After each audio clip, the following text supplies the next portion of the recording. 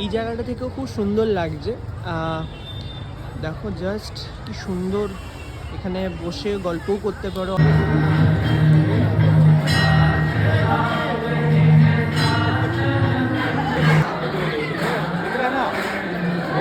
Hello everyone, এখন আমি রয়েছি জোকাতে জেনেক্সে।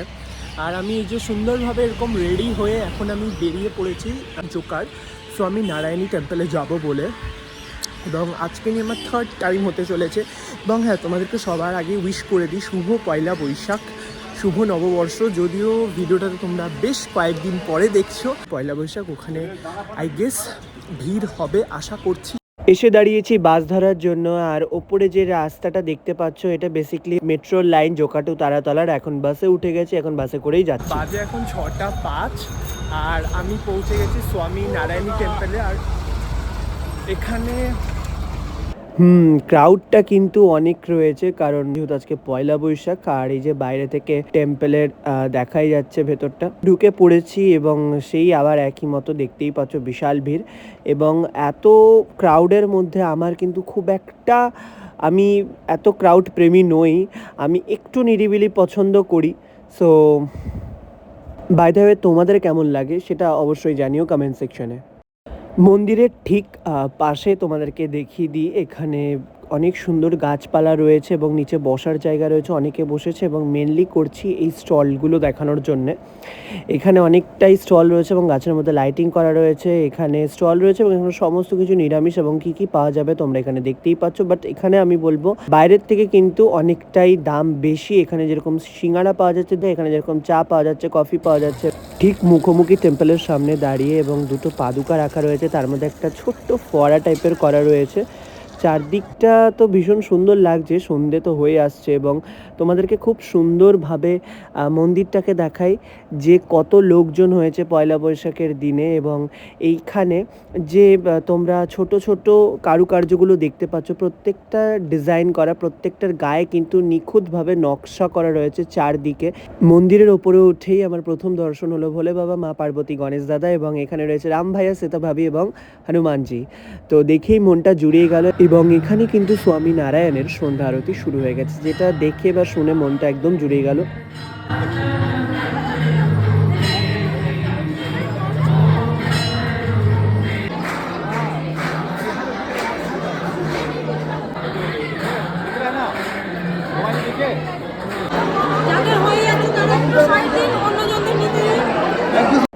সন্ধ্যা আরতি হয়ে যাওয়ার পর আমি এখানে বসেছিলাম এবং এই ভিডিওটা করলাম। এখানে অনেককে ভিডিও করতে দিচ্ছে না, কিন্তু তারপরেও কিন্তু বহু মানুষ ভিডিও করছে। ওপর থেকে এই নিচটা দেখতে আরও সুন্দর লাগছে। আমি এই প্রথমবার আসছি সন্ধেবেলায়। পেছনে দেখতে পাচ্ছ চাঁদটা কি সুন্দর লাগছে না? বাইরে এখানে বেসিক্যালি তুলতে দিচ্ছে না, বাট তোমাদের জন্য কিছু কিছু ফুটেজ কালেক্ট করেছি। যাকে এখন তোমরা স্ক্রিনে দেখতে পাচ্ছ, আমি তার নাম জানি না, কিন্তু এখানে তাকে সবাই স্নান করাচ্ছে এবং ওনারও সন্ধ্যা আরতি হয়েছে। এবং ওখানেই রয়েছে বালক তোলার সংস্কার, এরকম দাড়িপাল্লার মধ্যে অনেক রকম টাকা কয়েন। এবং তোমরা যদি তেনার নাম জেনে থাকো প্লিজ জানিও। এবং এটা হচ্ছে তারই মন্দির। বেরোনোর সময় একটা খুব সুন্দর আর্ট পিস করা রয়েছে, যে পাথরের মধ্যে থেকে নিজেকে খনন করছে এই সাদা রঙের এই মূর্তিটা। সন্ধ্যা আরতি তো সমস্ত মন্দিরেই হয়, কিন্তু এইখানে আমার সময়টা জানা ছিল না এবং কখন কী হয় সেটাও আমি জানতাম না।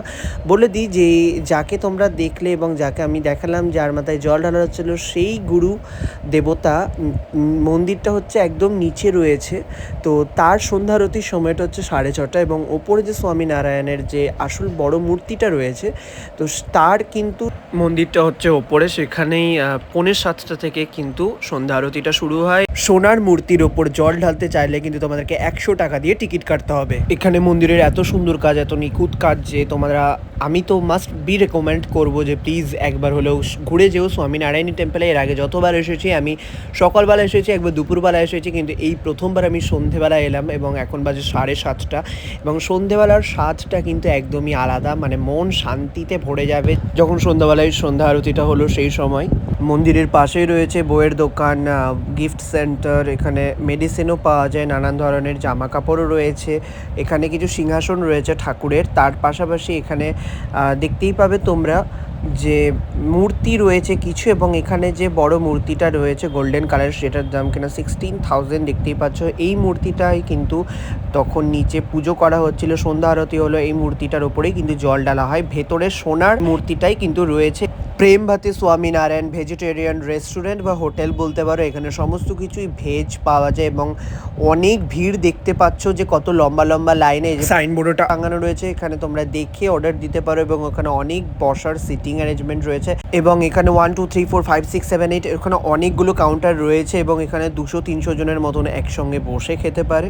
মন্দিরের বাইরে রয়েছে অনেক ধরনের দোকান, যেরকম ধরো আইসক্রিমের দোকান, চায়ের দোকান, চপের দোকান এবং নানান ধরনের ফুচকা টুচকার স্টল রয়েছে। তো সেরকমই আমি নিমকি নিয়ে নিয়েছিলাম, এরকম 3 কোণে একটা বিস্কুট নিয়ে নিয়েছিলাম এবং তার সাথে একটুখানি চা নিয়ে নিয়েছিলাম সেই ফ্লেভারটা আনার জন্য। অবশ্যই কিন্তু ভাঁড়ের চাটা ছিল বলেই কিন্তু নিয়েছিলাম।